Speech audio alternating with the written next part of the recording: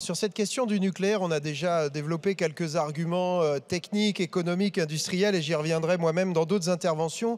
Dans celle-ci, je voudrais, élargir un petit peu la focale et dire ce qu'il faut penser, à mon avis, de l'obsession nucléariste, voire même de l'option de nos collègues socialistes du nucléaire de transition.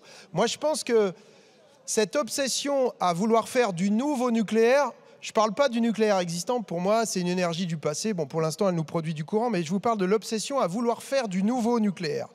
Cette obsession, elle pose une espèce de jeu de domino un petit peu macabre qui nous fait courir 6 risques systémiques. Le premier, et mon collègue Tavel l'a dit un peu tout à l'heure, c'est le risque du blackout. C'est-à-dire que c'est vous qui allez nous faire retourner à la bougie. Pourquoi ? Parce qu'à force de procrastiner et sur la sobriété, et sur l'efficacité énergétique, et sur les renouvelables, et comme on n'aura pas de nouveaux réacteurs avant 10, 15, peut-être 20 ans, et comme les réacteurs existants vont être en visite décennale dans les 10 ans qui viennent, en moyenne ça va être 13 réacteurs en visite décennale chaque année dans les 10 ans qui viennent, eh bien en fait nous risquons de manquer d'électricité dans les 10 années qui viennent. Donc premier risque de blackout. Si nous n'avons pas assez d'électricité, eh bien, nous allons devoir aller en importer sur les marchés européens d'électricité, comme nous l'avons fait, par exemple, en 2022-2023, pour plusieurs raisons, mais y compris pour la raison que la corrosion sous contrainte a mis en carafe quasiment la moitié de notre parc. Et donc, si nous sommes obligés d'aller acheter de l'électricité à l'étranger,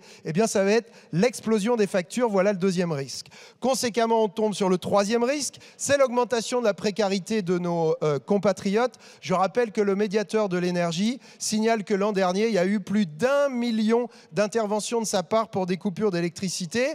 Donc précarité évidemment, mais si l'électricité coûte très cher, eh bien nos concitoyens ne pourront pas faire l'électrification des usages de leurs usages quotidiens. Quatrième risque, celui-là il concerne nos entreprises. De la même façon, si l'électricité est beaucoup trop chère, eh bien, ils ne pourront pas décarboner leur process de production et choisiront sans doute de mettre la clé sous la porte et d'aller voir ailleurs. Donc, il n'y aura pas non plus la réindustrialisation que pourtant vous nous promettez. Cinquième risque qui découle des deux précédents, eh bien, s'il n'y a ni électrification des usages quotidiens, ni décarbonation de l'industrie, eh bien, nous n'allons pas remplir nos objectifs de diminution des gaz à effet de serre. Et sixième risque, le dernier qui découle des 5 précédents, eh bien, si les 5 précédents se réalisent, qu'est-ce que vous allez faire ? Eh bien, vous allez vouloir prolonger la durée de vie des réacteurs existants au-delà du raisonnable. Et ça a déjà été dit, je rappelle que le dernier président de l'autorité de sûreté nucléaire avant la fusion, M. de Rezuc, avait prévenu en disant que la prolongation des réacteurs existants ne devait pas être la variable d'ajustement d'une politique énergétique mal conçue. Et je crois que nous sommes en plein dedans. Donc, je vais redire la position de notre groupe. Nous pensons qu'il est urgent de planifier la sortie du nucléaire et surtout de ne pas en construire de nouveau et ne pas parier sur des chimères.